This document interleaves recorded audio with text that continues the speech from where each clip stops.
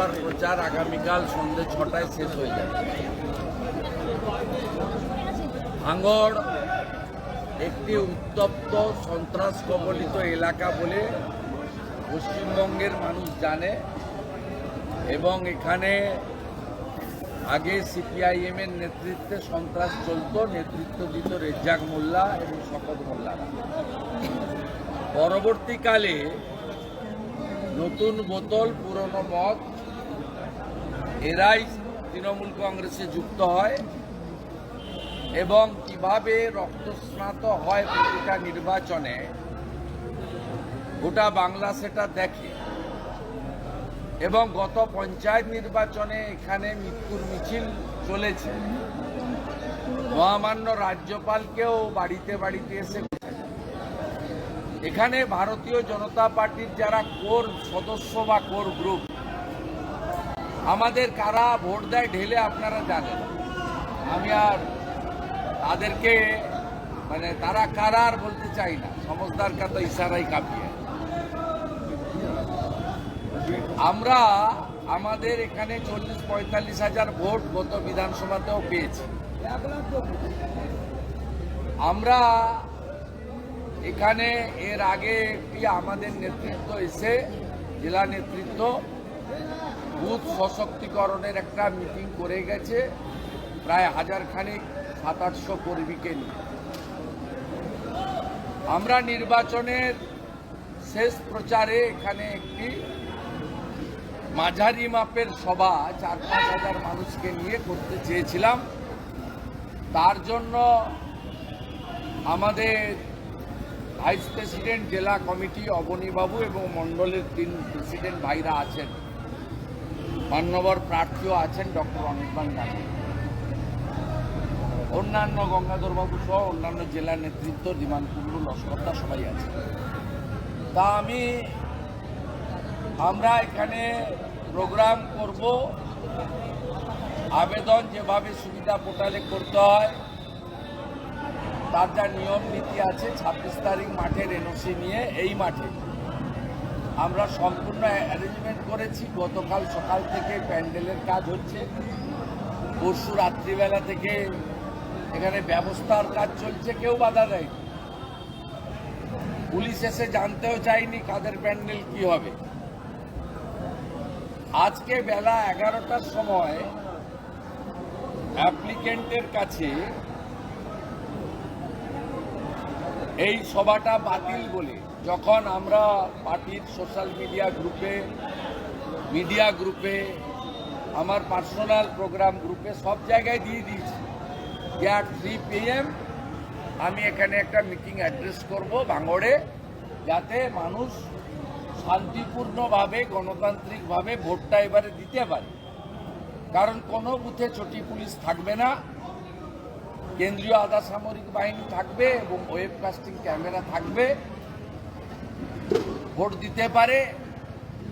এবং বিশেষ করে এখানে সনাতনীরা সংখ্যালঘু, তারা যাতে ভয়মুক্ত হয়ে ভোট দিতে পারে। আর রাষ্ট্রবাদী সংখ্যালঘু যারা চোরেদের তাড়াতে চায় তারাও যত এগিয়ে এসে ভোটটা করে। আমরা একটা আবেদন এখানে করতাম, ঘণ্টাখানিকের সভা হতো, জেলা প্রেসিডেন্ট একটু, উনি একটু, আমি একটু বলতাম, এর বেশি কিছু ছিল না। আপনার পুলিশের অবজেকশনটা দেখুন যে তৃণমূলের নাকি 100 মিটার দূরে সভা হচ্ছে। আমি তো ওদিক দিয়েও এলাম, আপনারাও এলেন, আবার এদিক দিয়ে ক্যানিংয়ের দিকে যাব। কোনো নাম গন্ধ কিচ্ছু নেই, কোনো নাম গন্ধ কিচ্ছু নেই। কিভাবে আমরা যে কথাটা গত বেশ কিছুদিন ধরে বলছি যে তৃণমূল মাঠে নেই, পুলিশ ভার্সেস বিজেপি লড়াই, সর্বত্র পুলিশ যেন পয়লা ভাইপোর চুরির টাকা থেকে বেতন পায়, আমাদের ট্যাক্সের টাকার বেতন পায় না। আর পুলিশের যেন উপর মহলের বাপমা মরা দায় পড়েছে তৃণমূলকে বাঁচানোর এবং ভোটে জেতানো। আপনি দেখুন এখানকার পুলিশের অবজেকশনটা আমরা ইলেকশন কমিশনের কাছে টেক আপ করেছি। ইলেকশন কমিশন বলছেন পুলিশ আপত্তি দিলে ল অ্যান্ড অর্ডারের প্রশ্নে আমাদের কিছু করার নেই। এবং বলছে দেখুন, লেখা দেখুন যে 100 মিটারের মধ্যে টিএমসির কর্মসূচি আছে। কোনো মাইকের আওয়াজ পাচ্ছেন?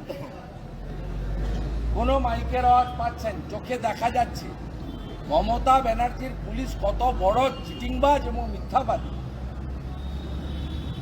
এই ঘটনা প্রমাণ। এবং এরা চেয়েছিল যাতে আমি এটা খবরটা পেয়ে 11টার পরে ডক্টর গাঙ্গুলি আমাকে আর প্রোগ্রাম প্রমুখ এখানে আছেন বিমান কুণ্ডু, তারা জানিয়ে দিচ্ছেন যে পারমিশন হয়নি। আমরা গ্রামের লোকদেরকে আসতে না বলেছি, স্থানীয় কার্যকর্তা কয়েকশো এখানে ধারে পাশে আছে, তো আমরা বলেছি কারণ আমরা law abide people. Election commission of ইন্ডিয়ার প্রত্যেকটা গাইডলাইন মেনে চলার চেষ্টা করি। এক্ষেত্রেও আমরা এই মঞ্চে উঠে ভাষণ দিতে রাজি না, কিন্তু মাঠের পারমিশন আছে, আমাদের স্কুল দিয়েছে এনওসি অবনী। আমরা এইখানে আজকে আপনাদের মাধ্যমে সপ্তম পেজের ভোটারদের কাছে জানাতে চাই, সপ্তম পেজের ভোটারদের কাছে জানাতে চাই যে পশ্চিমবাংলার গণতন্ত্র বিপন্ন, বহুদলীয় গণতন্ত্র স্বাধীনতা বিপন্ন এবং নির্বাচনে যে লেভেল প্লেইং ফিল্ড থাকা উচিত সমস্ত রাজনৈতিক দলে, যা বাবা সাহেব আম্বেদকর আমাদের দিয়ে গেছেন সংবিধান, সে সুযোগ পশ্চিমবাংলার ক্ষেত্রে বিশেষ করে বিরোধী মানে বিজেপি, অন্যরা তো বি টিম, সিপিএম তো বি টিম, ওদের কথা না বলেই ভালো, ওদের পারমিশন কোথাও আটকায় না। আমাদের ক্ষেত্রে এই জিনিস করেছে, ওরা ভেবেছিল যে বিরোধী দলনেতা এটা শোনার পরে আসবেন না। জমির মালিকের যেহেতু এনওসি আছে, আমি আজকে সাংবাদিক সম্মেলন করে শেষ ফেজের ভোটার এবং সমগ্র পশ্চিমবঙ্গবাসী তাদের কাছে আবেদন করতে চাই, এর বদলা আপনারা 1 তারিখে শেষ ফেজের ভোটাররা, সপ্তম দফার ভোটাররা ইভিএমে নেন এবং